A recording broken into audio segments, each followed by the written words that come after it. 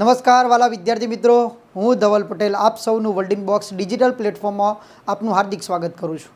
તો મિત્રો, આપણે આ યુટ્યુબની અંદર ચાલી રહી ફ્રી ઓનલાઈન બેચની અંદરના જે આપણે સેશન ગઈ વખતના સેશનની અંદર આપણે કાર્બોહાઈડ્રેટ અને સમૂહ વિશે ચર્ચા કરી ચૂક્યા હતા. તો આજે પરીક્ષાલક્ષી સૌથી અગત્યનો મહત્ત્વનો પ્રશ્ન બાયોલોજીની અંદરથી આપણે ફિઝિયોલોજીના ભાગરૂપે માનવીય સહનિયમન અને સંકલનની અંદરથી એક એવો ભાગ આપણે જોવા જઈ રહ્યા છીએ જે પરીક્ષાની અંદર વારંવાર જોવા મળી રહ્યો છે. તો મિત્રો, આપણે આ ટોપિક સુધી લાસ્ટની અંદર આપણે બનાવી રહીશું અને ટોપિકનું નામ અહીંયા બોર્ડ ઉપર ઓલરેડી તમે જોઈ શકો છો. એ ટોપિક છે ગ્રંથિઓ. આ ગ્રંથિઓ જેને આપણે ગ્લેન્ડ્સ તરીકે ઓળખીએ છીએ, જે પરીક્ષા માટે અતિ મહત્ત્વનો ટોપિક છે. તો જોઈએ આપણે બાયોલોજીનો આજે ટોપિકની ચર્ચા કરીશું, ગ્રંથિઓ. તો ગ્રંથિઓ માનવ શરીરની અંદર મુખ્યત્વે બે પ્રકારની જોવા મળે છે. બે પ્રકારની કઈ? તો પહેલી ગ્રંથિની આપણે વાત કરીએ, એ ગ્રંથિઓ છે અંતઃસ્ત્રાવી ગ્રંથિઓ. ચલો, ગ્રંથિઓના પ્રકારની અંદર મુખ્યત્વે બે પ્રકારની ગ્રંથિઓ માનવ શરીરની અંદર જોવા મળે છે. અહીંયા આપણે ચર્ચા કરી રહ્યા છીએ અંતઃસ્ત્રાવી ગ્રંથિઓ. અંતઃસ્ત્રાવી ગ્રંથિઓ જેને આપણે ઇંગ્લિશ શબ્દની અંદર જો પરીક્ષાની અંદર લખાઈને આવે તો શબ્દ લખાઈને આવશે હોર્મોન્સ ગ્રંથિઓ. ચલો, તો અંતઃસ્ત્રાવી ગ્રંથિઓ કહેવાય કોને?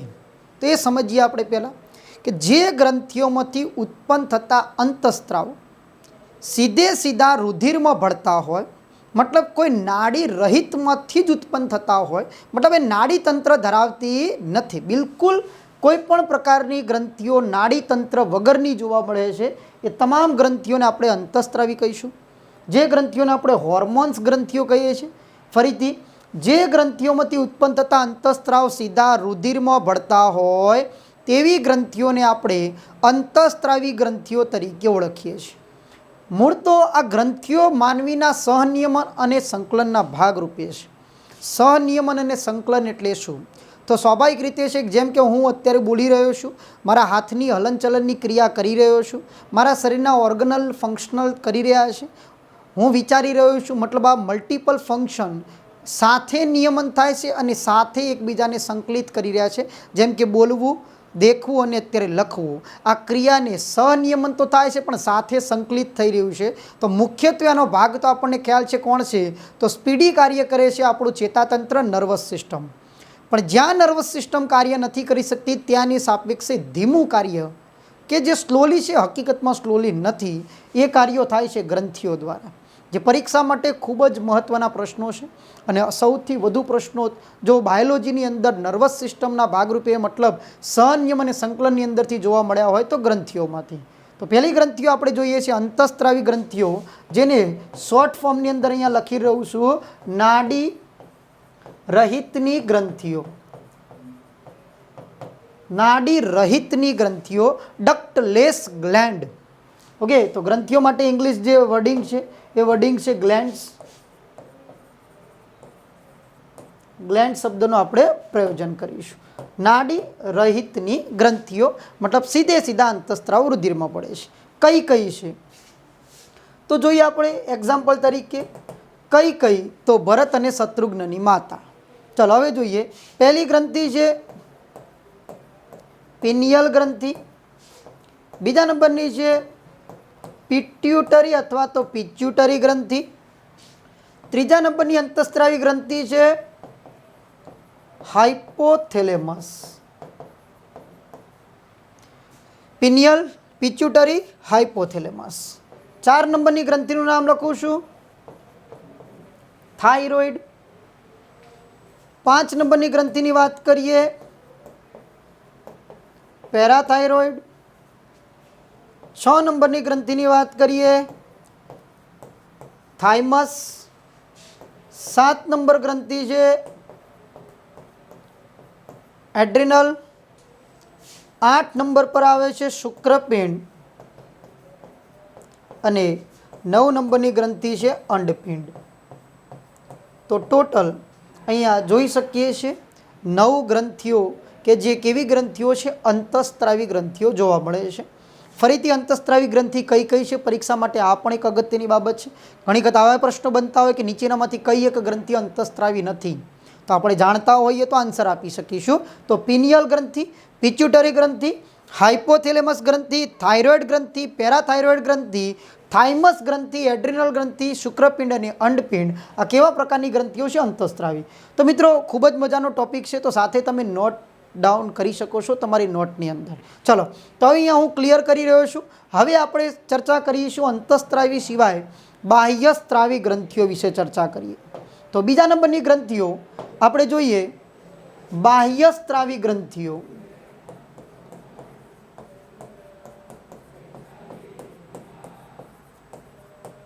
ચલો, આ ગ્રંથિઓને આપણે ઇંગ્લિશ શબ્દની અંદર કહીશું એન્ઝાઇમ ગ્રંથિઓ, એન્ઝાઇમ ગ્લેન્ડ્સ.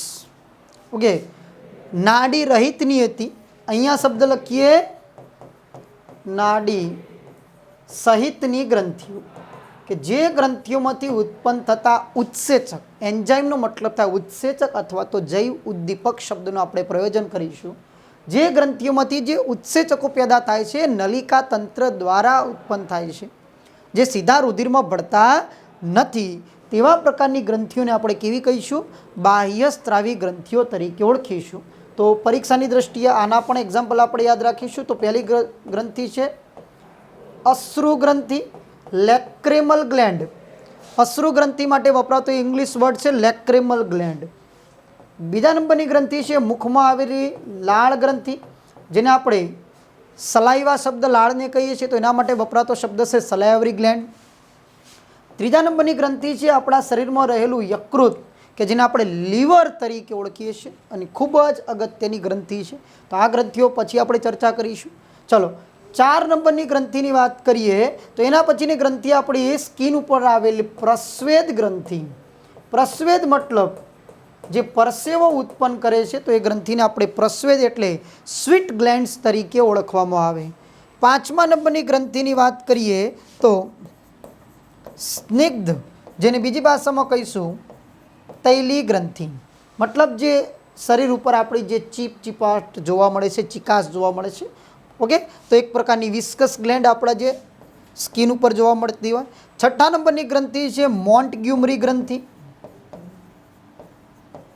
મોન્ટગ્યુમરી મતલબ સ્તન ગ્રંથિ, જે ફક્ત આપણે મેમલ્સ કહેવાય, મતલબ સસ્તન વર્ગના પ્રાણીઓની અંદર કે જોવા મળે છે. બાળકના જે ફીડિંગ માટેની સૌથી અગત્યની ગ્રંથિ છે મોન્ટગ્યુમરી ગ્રંથિ. તો ટોટલ અહીંયા બાહ્યસ્ત્રાવી 6 ગ્રંથિઓ લખેલી છે. ફરીથી આપણે રિપીટ કરીએ છીએ: અશ્રુ ગ્રંથિ, લાળ ગ્રંથિ, યકૃત, પ્રસ્વેદ મતલબ પરસેવાની ગ્રંથિ, સ્નિગ્ધ મતલબ તૈલી ગ્રંથિ, મોન્ટગ્યુમરી મતલબ સ્તન ગ્રંથિ. તો અહીંયા ટોટલ મેં ગ્રંથિઓ 9 અને 6, અહીંયા ટોટલ આપણે 15 ગ્રંથિઓ લખી ચૂક્યા છીએ. હજુ એક ગ્રંથિ બાકી છે જે ખૂબ જ અગત્યની ગ્રંથિ છે. હવે એ ગ્રંથિ એક અપવાદ છે. હવે અપવાદ એટલે કેવો અપવાદ છે મિત્રો? તો એની પાછળનું કારણ છે, અપવાદની વાત કરીએ, એકમાત્ર અપવાદરૂપ જે ગ્લેન્ડ છે એ ગ્લેન્ડને આપણે, ચલો કલર થોડો ચેન્જ કરવો પડશે, રેડ કલરમાં જોઈએ. એકમાત્ર માનવ શરીરની મિશ્ર સ્ત્રાવી ગ્રંથિ, જોકે જનરલી ગ્રંથિઓ આપણે અંતઃસ્ત્રાવી બાહ્યસ્ત્રાવી બંને, પણ એકમાત્ર ગ્રંથિ છે જે અંતઃસ્ત્રાવો પેદા કરે છે, મતલબ સીધા રુધિરમાં પણ ભળે છે, ઉત્સેચકો પણ પેદા કરે છે જે નલિકા તંત્ર દ્વારા ભળે છે ભાઈ. તો મિશ્ર સ્ત્રાવી ગ્રંથિનું એકમાત્ર ઉદાહરણ છે અને એ ઉદાહરણ છે સ્વાદુપિંડ. તો ખાસ યાદ રાખજો કે માનવ શરીરની એકમાત્ર મિશ્ર સ્ત્રાવી ગ્રંથિ છે સ્વાદુપિંડ, જેને આપણે પેન્ક્રિયાસ તરીકે ઓળખીએ છીએ. તો મિત્રો અહીંયા આપણે અંતઃસ્ત્રાવી અને બાહ્યસ્ત્રાવીનું આપણે વર્ગીકરણ કર્યું. હવે આપણે શરૂઆત કરીએ છીએ પહેલા પોર્શનની, અને એ પોર્શન છે આપણી અંતઃસ્ત્રાવી ગ્રંથિઓ. તો અંતઃસ્ત્રાવી ગ્રંથિઓની અંદર આપણે શુભ શરૂઆત કરીએ છીએ પહેલા નંબરની ગ્રંથિ, જે ગ્રંથિનું નામ છે પિનિયલ ગ્રંથિ. ચલો, તો પિનિયલ ગ્રંથિનું અહીંયા લોકેશન તમને કદાચ વિઝન ક્લિયર દેખાતું હોય તો અહીંયા આપણું જે બ્રેન છે અને બ્રેનનો એક પોર્શન અહીંયા જોઈ શકીએ છીએ. તો આપણું બ્રેન છે એ બ્રેનનો એક ભાગ છે થાઇમસ. અગ્ર મગજના ટોટલ 3 ભાગ છે કે જે અહીંયા તમને ગૂંચળામય જેવી રચનાઓ દેખાતી હોય, એ ગૂંચળામય જેવી જે રચનાઓનો ઉપરનો જે પોર્શન છે એ પોર્શન છે બૃહદ મસ્તિષ્ક, એક્ઝેક્ટલી એના નીચે આવેલું છે થાઇમસ, અને થાઇમસના પાછળના ભાગે અગ્ર મગજની અંદર એક ગ્રંથિ લોકેટેડ છે. એ ગ્રંથિનું નામ છે પિનિયલ ગ્રંથિ. કઈ ગ્રંથિ છે મિત્રો? ખાસ યાદ રાખજો, પિનિયલ. પરીક્ષા માટે એટલી જ અગત્યની છે. કેમ અગત્યની છે તો એની આપણે ચર્ચાઓ કરીએ. હવે પિનિયલ ગ્રંથિ આવેલી મગજના અગ્ર ભાગની અંદર. તો ક્યાં આવેલી છે લોકેશન? અગ્ર મગજમાં આવેલ ગ્રંથિ. ચલો, પિનિયલ ગ્રંથિ વિશેની ખાસિયત શું છે? તો ખાસિયત, માનવ શરીરની સૌથી નાની ગ્રંથિ, મતલબ માનવ શરીરની તમામ ગ્રંથિઓમાંથી સૌથી નાનામાં નાની ગ્રંથિ છે પિનિયલ ગ્રંથિ. હવે કેમ નાની છે એની આપણે ચર્ચા કરવાની છે.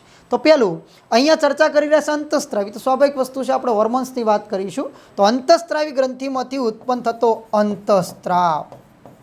ચલો, એ અંતઃસ્ત્રાવનું નામ શું છે મિત્રો? અને ખૂબ જ અગત્યનો અંતઃસ્ત્રાવ છે. એ અંતઃસ્ત્રાવનું નામ આપણે લખીએ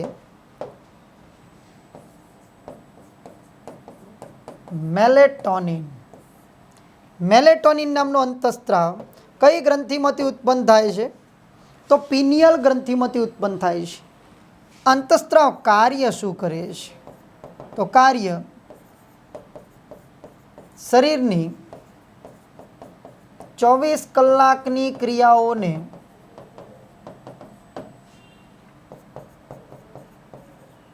તાલબદ્ધ કરી ઊંઘવા જાગવાની ક્રિયાઓ કરે છે. મતલબ માનવ શરીરની આપણી જે દૈનિક ક્રિયાઓ છે એને તાલબદ્ધ કરીને ઊંઘવા જાગવાની ક્રિયાઓ કરે છે. તો મતલબ આપણે જે રાત્રિ દરમિયાન આપણને ઊંઘ આવે છે, તો સ્વાભાવિક રીતે છે કે આપણા શરીરના કયા અંગને પહેલું જેને સુવડાવવું જોઈએ તો બાકીના અંગોને આરામ મળી શકે છે? તો બ્રેન. તો બ્રેનને રેસ્ટ મળશે તો શરીરના તમામ અંગોને રેસ્ટ મળશે, કારણ કે એનાથી તો નિયંત્રિત થઈ રહ્યું છે. એટલા જ માટે આ ગ્રંથિ લોકેશન છે મગજની અંદર, કે જેમાંથી ઉત્પન્ન થતો અંતઃસ્ત્રાવ છે મેલેટોનિન.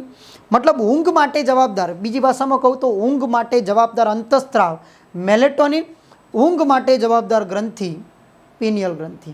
હવે તમે વિચારી શકો છો કે આ ગ્રંથિ સૌથી નાની કેમ છે? તો નાની હોવા પાછળનું રીઝન એ જ છે કે જો આ ગ્રંથિ સાઇઝમાં મોટી હોત તો મેલેટોનિનની માત્રા વધુ હોત, અને મેલેટોનિનની માત્રા વધુ હોત તો વ્યક્તિ સૂવે છે પછી ક્યારે ઉઠે છે એના કંઈ ઠેકાણા નથી. ઘણા લોકોને આ ગ્રંથિ એક્ટિવેટ થઈ જતી હોય તો એવી સ્થિતિની અંદર ઘણા એવા કિસ્સાઓ આપણે ન્યૂઝપેપરની અંદર જોતા હોઈએ છીએ. જેમ કે આ ગ્રંથિ મનુષ્યમાં સુષુપ્ત અવસ્થા અને દેડકામાં જાગૃત અવસ્થા, મતલબ આપણામાં સંપૂર્ણ જાગૃત નથી, સુષુપ્ત છે ભાઈ, પણ દેડકાની અંદર સંપૂર્ણ જાગૃત છે. અને એટલા જ માટે જોઈ શકીએ છીએ, જેમ કે ચલો દેડકાનું પહેલાં વૈજ્ઞાનિક નામ બોલી દઈએ તો દેડકાનું વૈજ્ઞાનિક નામ રાના ટાઇગ્રીના. દેડકો એક ઉભયજીવી વર્ગનું પ્રાણી છે. ઉભયજીવી વર્ગના પ્રાણીના હૃદય છે 3 ખંડોના બનેલા જોવા મળે છે ભાઈ.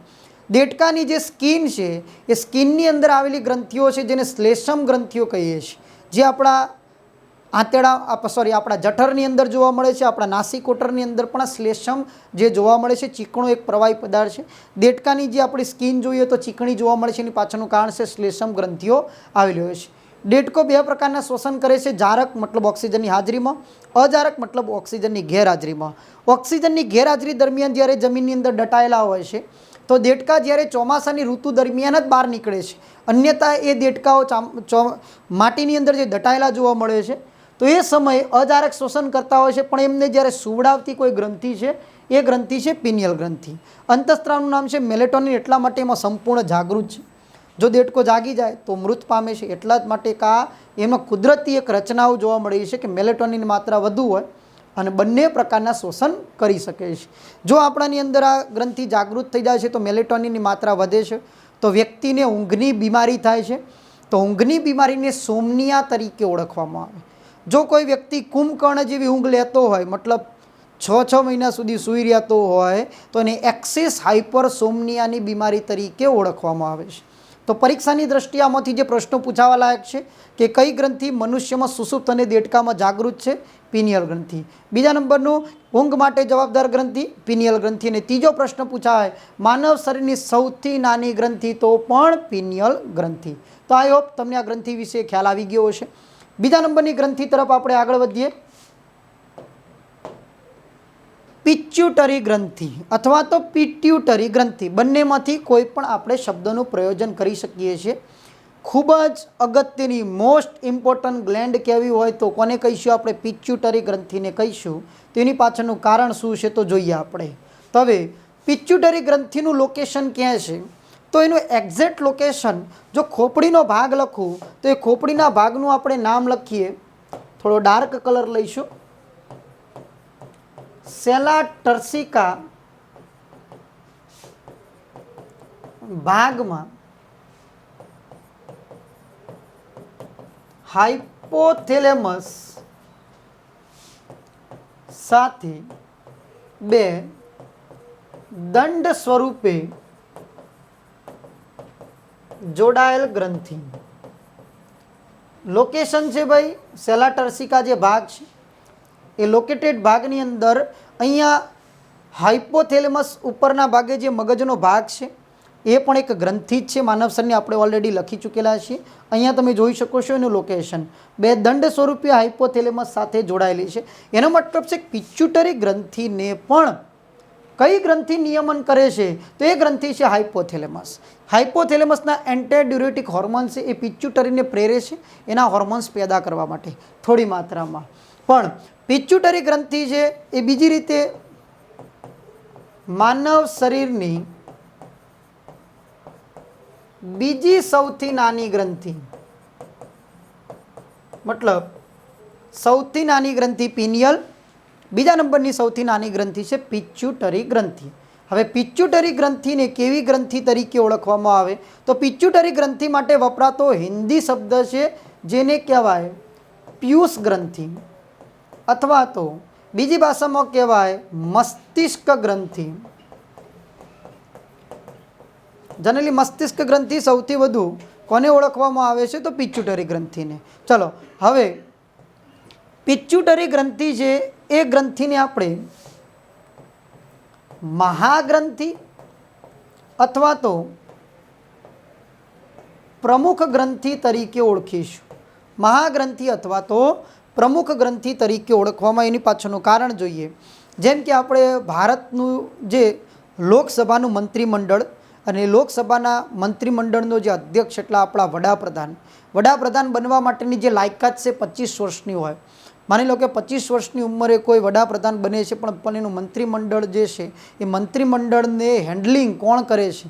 તો વડાપ્રધાન કરે છે. તો ગ્રંથિઓનો વડાપ્રધાન કોણ છે? તો પિચ્યુટરી ગ્રંથિ છે. હવે કેમ છે? તો આપણે અંતઃસ્ત્રાવ ભણીશું તો ડેફિનેટલી તમને આઈડિયા આવી જશે કે પિચ્યુટરી ગ્રંથિને પ્રમુખ ગ્રંથિ અથવા તો મહાગ્રંથિ તરીકે કેમ ઓળખવામાં આવે છે. નાની પણ એમાંથી ઉત્પન્ન થતા અંતઃસ્ત્રાવો એ બીજી ગ્રંથિઓને ઉત્પન્ન અંતઃસ્ત્રાવ કરવા માટે પ્રેરે છે, અન્યથા બીજી ગ્રંથિઓના અંતઃસ્ત્રાવ પેદા થઈ શકતા નથી. એટલે ખૂબ જ અગત્યની ગ્રંથિ છે પિચ્યુટરી ગ્રંથિ. ચલો તો પિચ્યુટરી ગ્રંથિના અંતઃસ્ત્રાવની આપણે સ્ટેપ બાય સ્ટેપ આપણે ચર્ચા કરીશું. તો પહેલાં અંતઃસ્ત્રાવનું નામ છે, પહેલાં એના શોર્ટ ફોર્મ લખીશ પછી ફૂલ ફોર્મ લખીશ. TSH.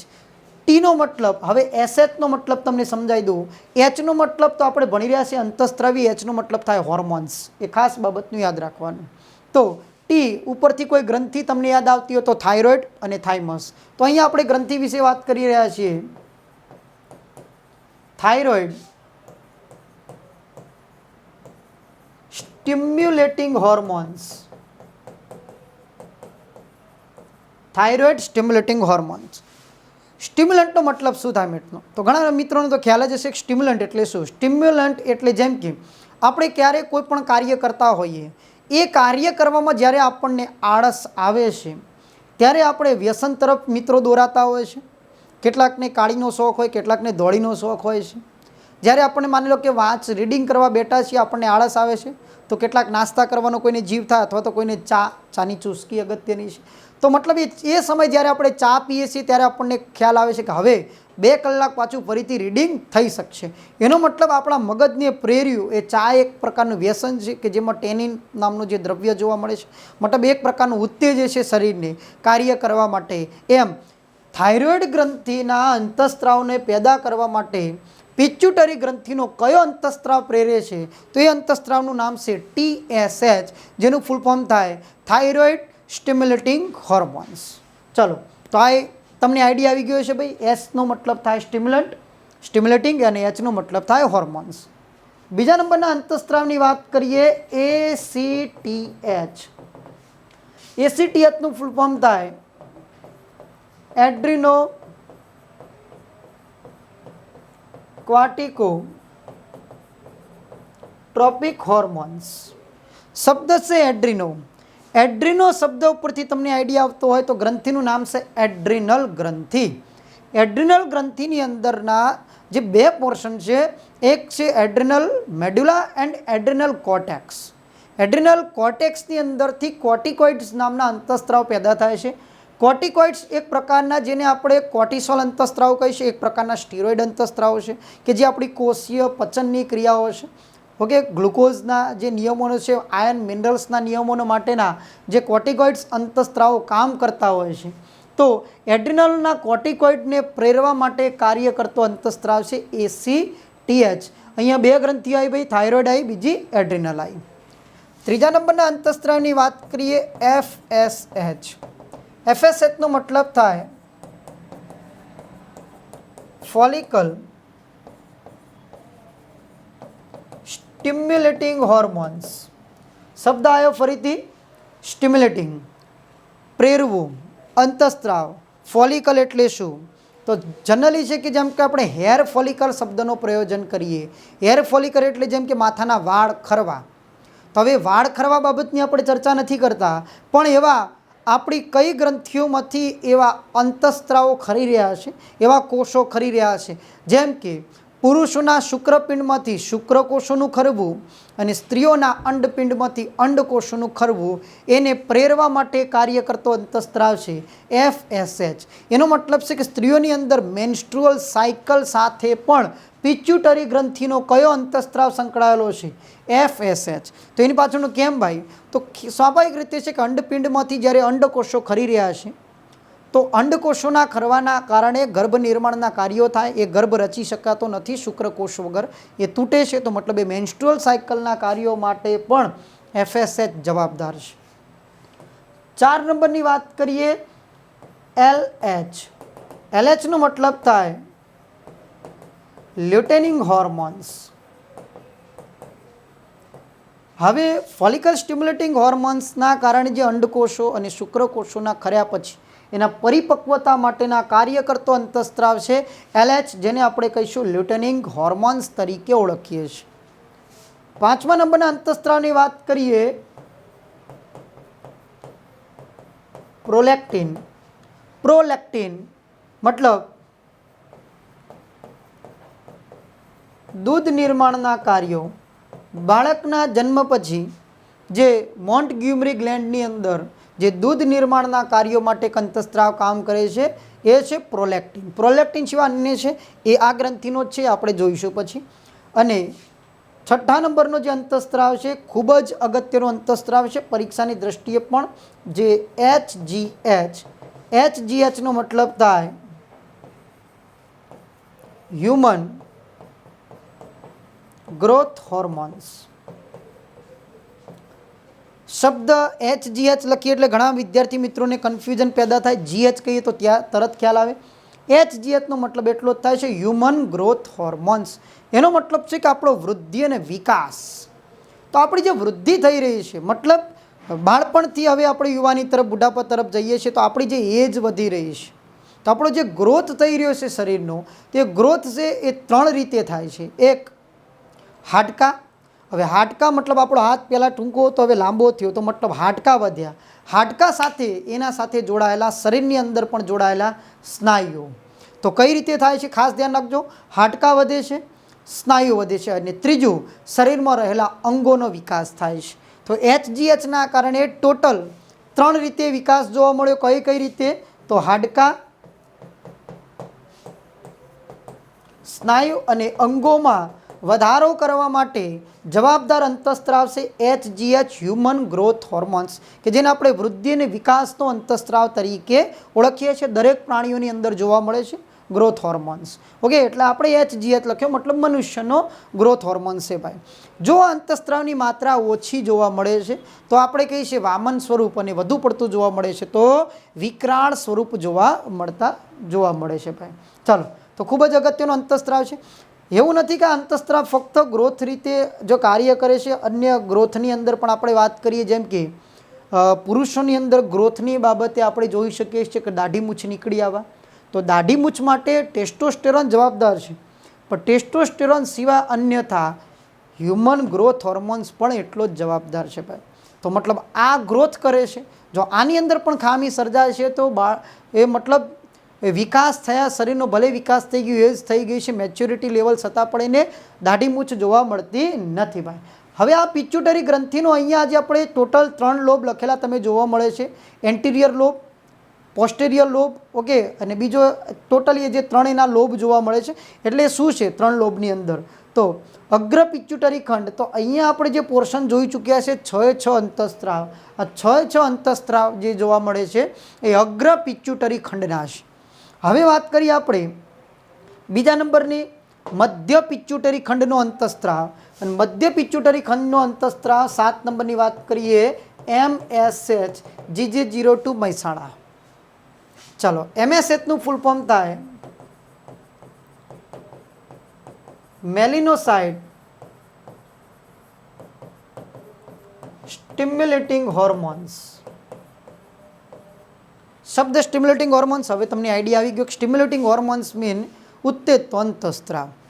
મેલિનોસાઇટ શબ્દ ઉપરથી ખાસ બાબતનું ધ્યાન રાખવાનું કે હવે મેલિનો શબ્દ ઉપર એવું કયું પ્રોટીન જે આપણા શરીરની અંદરથી બની રહ્યું છે, તો મેલિનો શબ્દ તો મેલેનિન. તો MSH શું કામ કરે છે? તો મેલેનિનના નિર્માણ અને મુક્તતાના કાર્યો સાથે સંકળાયેલો. પેનિયલ પણ જવાબદાર છે ભાઈ, પણ સૌથી વધુ અંતઃસ્ત્રાવ જો કાર્ય કરતો તો પિચ્યુટરીનો. મેલિનોસાઇટ સ્ટિમ્યુલેટિંગ હોર્મોન્સ મેલેનિનના નિર્માણ અને મુક્તતા મતલબ પ્રોડક્શન એન્ડ રિલીઝિંગના કાર્યો માટે જવાબદાર છે MSH. મેલેનિન શું છે તો આપણને ખ્યાલ છે ભાઈ, તો મેલેનિન એ મનુષ્યનું રંજક દ્રવ્ય છે. મેલેનિન એ મનુષ્યનું રંજક દ્રવ્ય છે. ખાસ બાબતનું ધ્યાન રાખવાનું, જેમ કે વનસ્પતિનું રંજક દ્રવ્ય એટલે આપણે જેને ક્લોરોફિલ કહીએ છીએ, જેના કારણે પાંદડા લીલા રંગના જોવા મળે છે, તો મેલેનિન એ મનુષ્યનું રંજક દ્રવ્ય છે, જેના કારણે શું જોવા મળે છે તો આપણને ખ્યાલ છે ભાઈ, ચામડી અને વાળનો કાળો રંગ. તો કેટલાક ભાગના જે સેલ છે, સ્કિન સેલ છે, મેલેનિન જે પ્રોડક્શન નથી કરી શકતા, જેના કારણે એ ભાગની અંદર એક કોડ નીકળે આપણે કહીએ છીએ. તો ચામડીની એક વારસાગત બીમારી છે કોડ બાબતની. એ બીમારીનું નામ કોમેન્ટ બોક્સની અંદર કોમેન્ટ કરો કે ચામડીની વારસાગત બીમારી કઈ છે. ચલો, તો કોમેન્ટ બોક્સની અંદર અવશ્ય કોમેન્ટ કરો ચામડીની વારસાગત બીમારી કઈ છે ભાઈ. ઓકે, ખાસ બાબતનું ધ્યાન રાખવાનું, પરીક્ષાની અંદર આવા પ્રશ્નો પણ જોવા મળશે. તો અહીં આપણે વાત કરી MSH મેલેનોસાઇટ સ્ટિમ્યુલેટિંગ હોર્મોન્સની આપણે વાત કરી ચૂક્યા. હવે જોઈએ આપણે પશ્વ પિચ્યુટરી ખંડના અંતઃસ્ત્રાવ. ચાલો, તો એની અંદર 8 નંબરનો અંતઃસ્ત્રાવની વાત કરીએ, જે અંતઃસ્ત્રાવનું નામ છે ઓક્સિટોસિન. ચલો, ઓક્સિટોસિન નામનો અંતઃસ્ત્રાવ છે.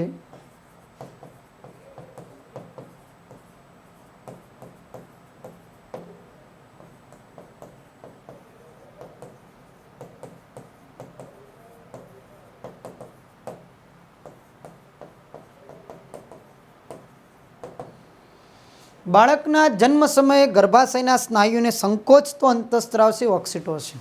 તો જન્મ સમયે જે એમ્બ્રિયોના જે મસલ્સ છે એને ખેંચાણ અનુભવે છે, જેના કારણે એ બાળક એ બહાર તરફ નીકળી આવે છે ભાઈ. તો એના માટે કાર્ય કરતો અંતઃસ્ત્રાવ છે ઓક્સિટોસિન નામનો. ખૂબ જ અગત્યનો અંતઃસ્ત્રાવ છે. તો અંતઃસ્ત્રાવ બીજું દૂધ નિર્માણના કાર્યો કરે છે. તો 2 અંતઃસ્ત્રાવ આપણે પિચ્યુટરી ગ્રંથિના જોયા. એક જોયો પ્રોલેક્ટિન, બીજો જોયો ઓક્સિટોસિન. બંને અંતઃસ્ત્રાવ છે દૂધ નિર્માણના કાર્યો સાથે સંકળાયેલો છે ભાઈ. ખૂબ જ અગત્યનો અંતઃસ્ત્રાવ છે. તો તો ગર્ભ અભ્યાસને કયા નામે ઓળખવામાં આવે? તો આ પણ કોમેન્ટ બોક્સની અંદર કોમેન્ટ કરો કે ગર્ભ અભ્યાસને કયા નામે ઓળખવામાં આવે છે. લાસ્ટ અંતઃસ્ત્રાવની આપણે પિચ્યુટરી ગ્રંથિના અંતઃસ્ત્રાવની ચર્ચા કરીએ. 9 નંબરનો અંતઃસ્ત્રાવ જેનું નામ છે વાસોપ્રોસિન. વાસોપ્રોસિન નામનો જે અંતઃસ્ત્રાવ છે, તો મૂત્રમાં વધારાના પાણીનો વ્યય થતો અટકાવે છે. આપણી કિડનીની અંદર રહેલા ઉત્સર્જન એકમો જેને આપણે નેફ્રોન કહીએ છીએ, એ નેફ્રોનની અંદર રહેલો હેલ્નેનો પાસ આપણે જ્યારે ઉત્સર્જન તંત્રની ચર્ચા કરીશું, આપણે આ રીતના ફ્રી ઓનલાઈન બેચની અંદર દરેક આવી રીતે ચર્ચાઓ કરીશું ફિઝિયોલોજીના ભાગરૂપે. તો આપણા જે નેફ્રોન છે એમાં હેલ્નેનો પાસ જે યુ શેપ છે એના પર રુધિર કેશિકા ગુચ્છ વીંટાયેલું હોય. મૂત્રની અંદર મેજોરિટી એટલે 95% શું હોય છે? તો 95% એની અંદર વોટર હોય છે. તો વોટર આપણા શરીર માટે વેસ્ટ છે નહીં. તો વોટર વેસ્ટ નથી, તો એ વોટરને પાછું એબ્ઝોર્બ કરવા માટે એ સેલ્સ એ જે એના પર રહેલી રુધિર કેશિકા ગુચ્છ એ પાછું ફરીથી એ જરૂરિયાત મુજબ પાણીના અણુ શોષણ કરે છે. આ જરૂરિયાત મુજબ પાણીના અણુના શોષણ માટે થઈને આવા અંતઃસ્ત્રાવો કામ કરતા હોય છે. અંતઃસ્ત્રાવનું નામ છે વાસોપ્રોસિન નામનો અંતઃસ્ત્રાવ. તો મૂત્રમાં વધારાના પાણીનો વ્યય થતો અટકાવે છે. પણ જો વાસોપ્રોસિનની અંદર ખામી સર્જાય,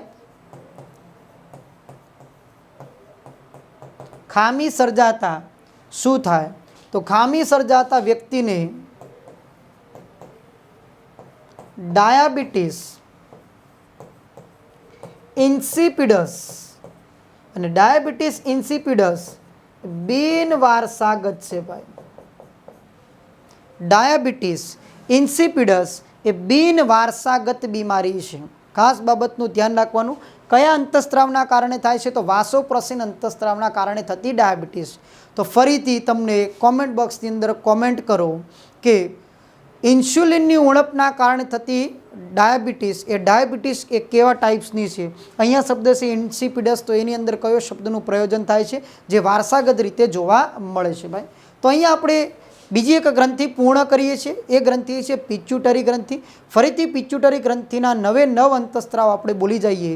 પહેલો અંતઃસ્ત્રાવ જોઈએ તો થાઇરોઇડ સ્ટિમ્યુલેટિંગ હોર્મોન્સ, બીજો જોઈએ તો એડ્રિનોકોર્ટિકોટ્રોપિક હોર્મોન્સ, ત્રીજો જોઈએ તો ફોલિકલ સ્ટિમ્યુલેટિંગ હોર્મોન્સ, 4 નંબર પર હતો લ્યુટેનિંગ હોર્મોન્સ, 5 હતો પ્રોલેક્ટિન, 6 હતો હ્યુમન ગ્રોથ હોર્મોન્સ, 7 હતો મેલિનોસાઇટ સ્ટિમ્યુલેટિંગ હોર્મોન્સ, 8 ઓક્સિટોસિન અને 9 નંબર પર છે વાસોપ્રોસિન. તો આઈ હોપ તમને આ ગ્રંથિ વિશે પૂરતી માત્રામાં આઈડિયા આવી ગયો છે. આ ગ્રંથિઓ કેમ મગજમાં આવેલી છે તો એના પાછળના રીઝન છે ભાઈ. ચાલો ત્રીજા નંબરની ગ્રંથિની આપણે આગળ ચર્ચા કરીએ. ત્રીજા નંબરની ગ્રંથિ છે થાઇરોઇડ ગ્રંથિ. તો સૌથી અગત્યની ગ્રંથિ છે ભાઈ. આ પણ એક અગત્યની ગ્રંથિ છે. કેમ છે તો જોઈશું. તો પહેલી તો લોકેશન ક્યાં છે. હવે જો કદાચ વાત કરીએ, એકલી વાત કરીએ અંતઃસ્ત્રાવી ગ્રંથિઓમાં, ના તો મિશ્રસ્ત્રાવી કે ના તો બાહ્યસ્ત્રાવી, એકલી અંતઃસ્ત્રાવી ગ્રંથિઓમાં જો આકારની દ્રષ્ટિએ મોટી ગ્રંથિ છે તો ગ્રંથિ છે થાઇરોઇડ ગ્રંથિ. થાઇરોઇડ ગ્રંથિ ક્યાં આવેલી? તો ગળામાં શ્વાસ નળીની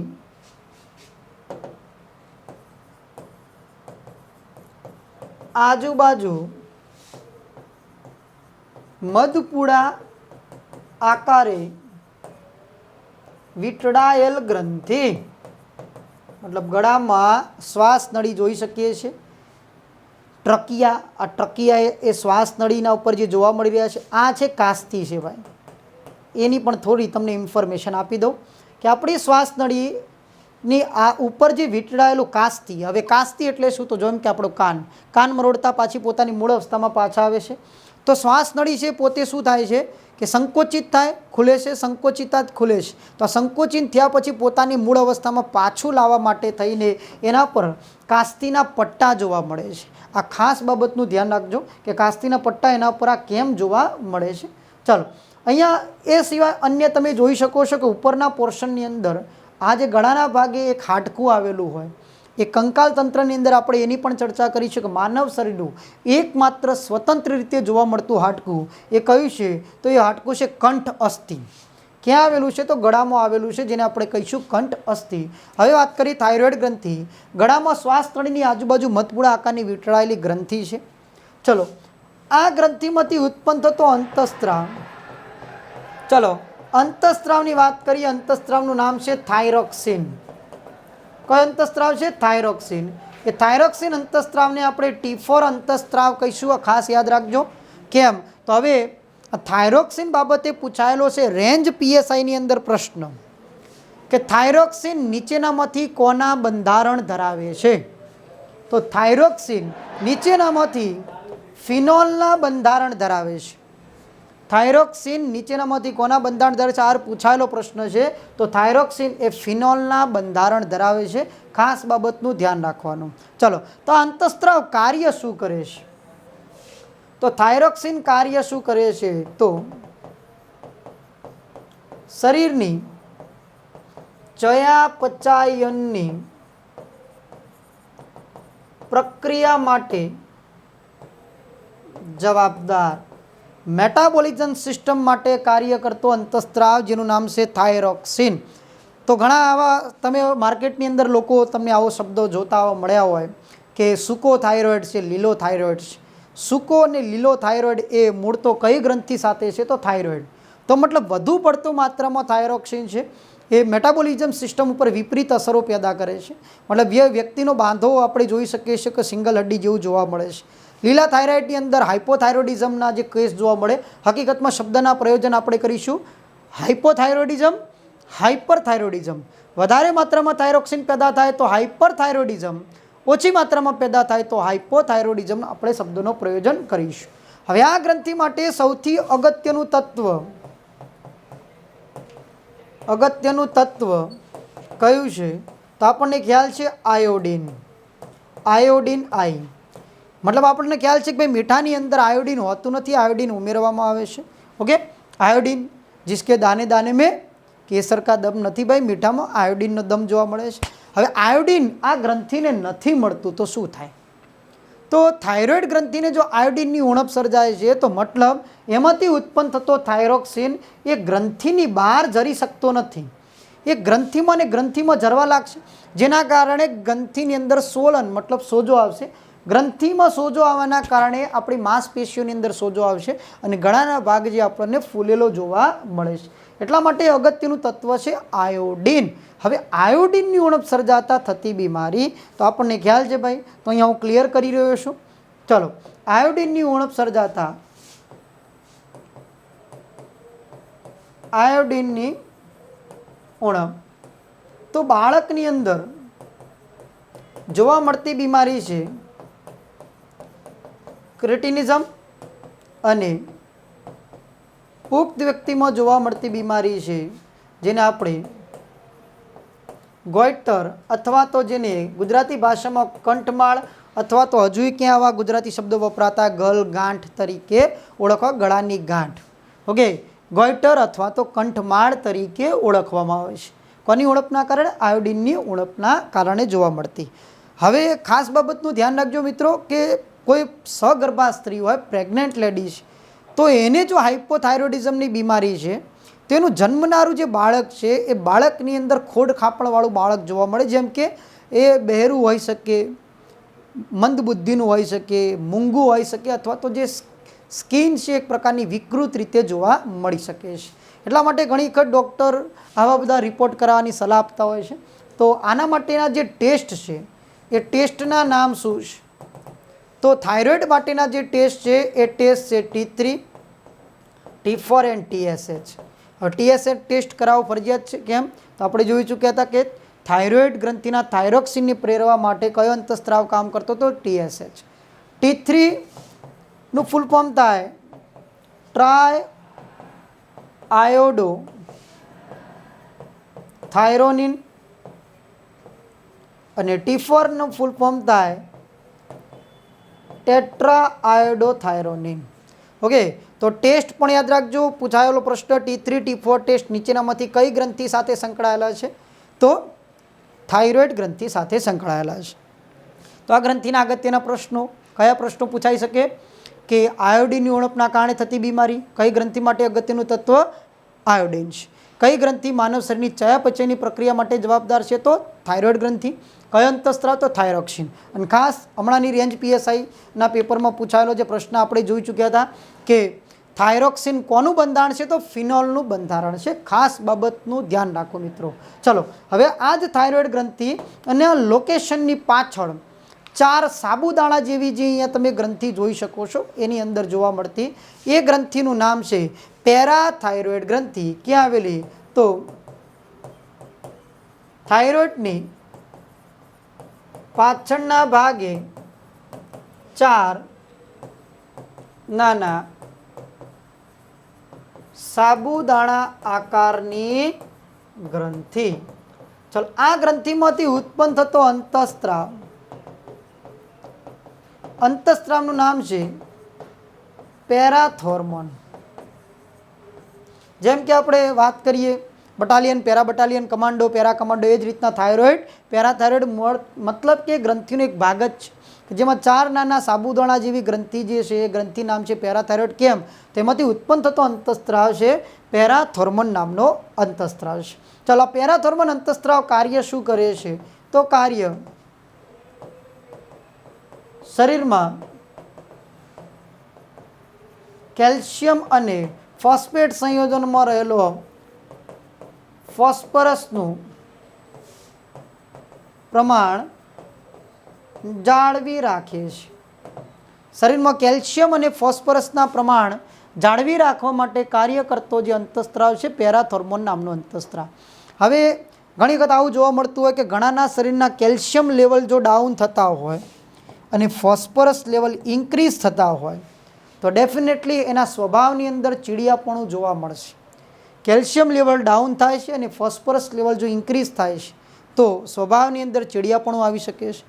શરીરમાં ઘટતા ફોસ્ફરસ લેવલના કારણે, ફોસ્ફરસ લેવલ ક્યારે ઘટતા હોય કે જે વ્યક્તિ વધુ પડતું આલ્કોહોલનું સેવન કરતો હોય એના શરીરની અંદર ફોસ્ફરસની માત્રાઓ ઘટતી હોય છે, જેના કારણે વ્યક્તિને આલ્કોહોલની વધુ પડતું હેબિટ જોવા મળતી હોય છે. ભાઈ તો આ એક નાની અમથી ગ્રંથિ છે પણ અગત્યની છે. કેલ્શિયમ અને ફોસ્ફરસના પ્રમાણ જાળવી રાખવા માટે કાર્ય કરતી ગ્રંથિ છે. ભાઈ ચલો આગળની ગ્રંથિ તરફ આગળ વધીએ આપણે.